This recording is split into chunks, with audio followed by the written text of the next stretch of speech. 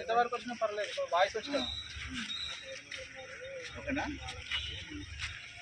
అందరికి నమస్తే.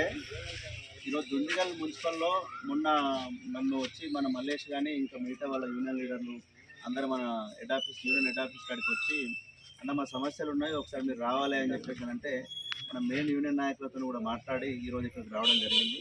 వచ్చి కమిషనర్ గారిని కలిసినాము. అయితే ఇక్కడ ఉన్న మెయిన్ సమస్యలు ఏంటంటే కూడా కొత్తగా ఏజెన్సీ ఇస్తున్నారు, ఏదో ఏజెన్సీ వస్తున్నది, కార్మికుల మీద అజమాయిషి ఉంటుంది, వాళ్ళ ఏరియాలు పోతాయి, వేరే రకంగా కొన్ని పుకార్లు వచ్చినాయి, వీళ్ళు కార్మికులు కూడా భయభ్రాంతులకు గురయ్యారు.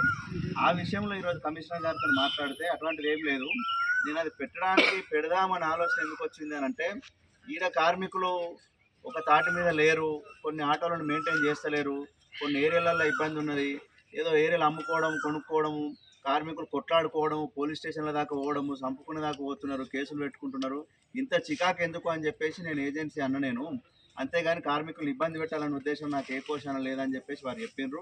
దాన్ని కూడా మేము స్వాగతించినాము.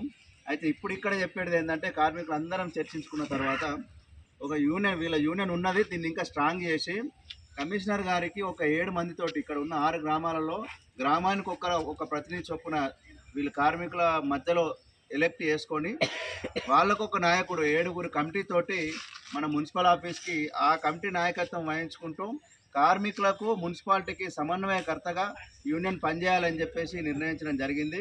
వారు సండే రోజు మీటింగ్ పెట్టుకొని 70 నుంచి 100 మంది కార్మికులు ఉన్నామన్నా అని చెప్పిర్రు. ఆ 70 నుంచి 100 మంది కార్మికులు సండే రోజు వచ్చి మీరు ఒక మీటింగ్ పెట్టుకొని మీరే ప్రతినిధులను ఎన్నుకోండి.